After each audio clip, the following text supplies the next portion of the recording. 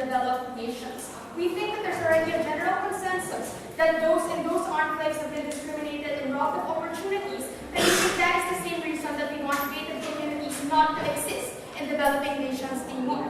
We want to extend this debate by talking to you about the idea of how gated communities have been the tool for the construction of class and why they have been harmful for the bargaining of rights and fight for equality. But before that, several rebuttals for opening opposition. Basically, all their arguments are premised on the idea that the rich are going to move out anyway. First of all, this is what we say that you cannot homogenize the rich, right? Because there are different sorts of rich people. There will be rich people who will tell their children that, okay, just stay inside because we want you to feel safe and we don't want you to be exposed to the dangers that lurk outside the house. But there are also going to be rich families who are going to lobby for rights and say that maybe my child deserves to play outside as well with other friends, right? So we think that on balance, no thank you, there's already a benefit in terms of being able to fight for the rights in a much greater scale. But secondly, let's understand the implication of their argument anyway. If they tell us that outside the gated communities, people are unsafe, the question is, why is it okay for the poor who cannot afford gated communities to constantly feel unsafe anyway? We think that this is the type of discriminatory mindset that we find very, very disgusting, and that's not something we're going to stand for. The rest of the rebuttals will be integrated. First, let's talk about the idea of gated communities and how they have hindered interactions, right? Gated communities have been extremely exclusionary simply because the poor cannot afford it. And we need to nuance this to developing nations, where in developing nations there is a high income disparity, right? Where the rich earn millions of dollars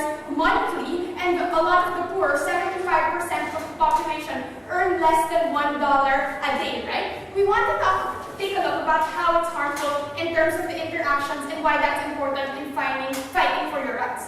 Let's examine first how the rich live. Those in gated communities have become detached from the reality of developed nations, right? The idea that so many people are still in poverty, many people still have no proper roads, or they don't have a safe environment to live in, which is what OO wants them to continuously be deluded about, right? Why have they been detached? And this is something that will come exclusively from closing government.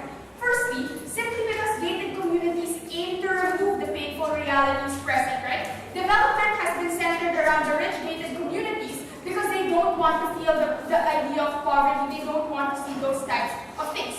Opening government talk to you about how that's a bad thing because you become blind to the reality and it's hard to lobby for support. We want to extend this coming from closing government to tell you why in developing nations specifically, the rich are the ones you need the most on your side, even the middle class, to be able to lobby for your rights. Because when you take a look at developing nations and the democracies and the structures that are present there, we tell you that it's something that is very fragile, and the elite has the rule of power simply because they have a lot of money. The people in office that you put there are all live in gated communities, right? Because it's the rich that has the ability to run for elections anyway.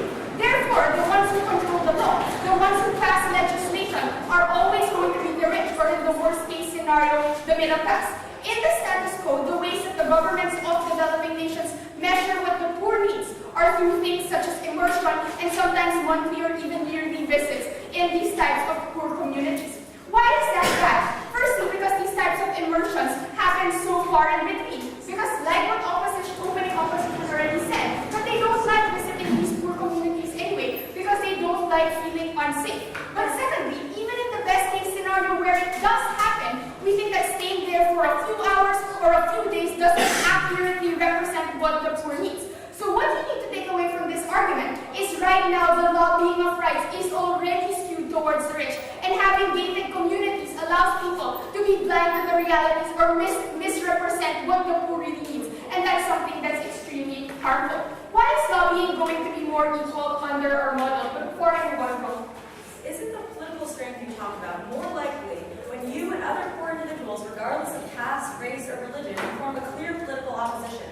On your side, you pretend there's no inequality and remove the opportunity to eradicate it. How do you expect, let's say, the poor to form a clear political opposition when a lot of times they do not even have the money to be able to eat for the day, right? We think that lobbying when it comes to developing nations is something that's extremely expensive and when you think about eating, we don't think you are able to successfully do that. And that's why you need to be able to have the rich on your side. I'm going to address that more in our argument, why the lobbying is going to be more equal in our model.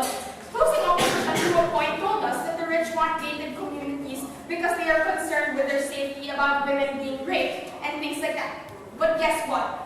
It's not only these rich women or men or people who are concerned with their safety, who are concerned with crimes such as rape. No thinking. The difference now under our model, when the rich and the middle class ask for security because they feel safe in an area where they live in, where there's the poor is there, the middle class there, the rich is there, what that means is the security they have been constantly asking for from the government will trickle down to everyone, no matter, regardless of what their class is, right? Because they live among each other. And we think that is a massively good thing, especially when we talk about how people become sympathetic to causes anyway. We think that the cause needs to be visceral. It needs to be something that is damaging, and we think that is something that happens when you live with these types of people. So we think that's something that is wrong. But secondly, we need to examine the way that the poor lives in and why that opposition is more likely to exist anyway, right? Because right now the poor are surrounded by an environment who also cannot afford to eat and who feel that they are like them. What that means is that the poor have learned helplessness simply because they know that it's impossible to enter or penetrate through gated communities.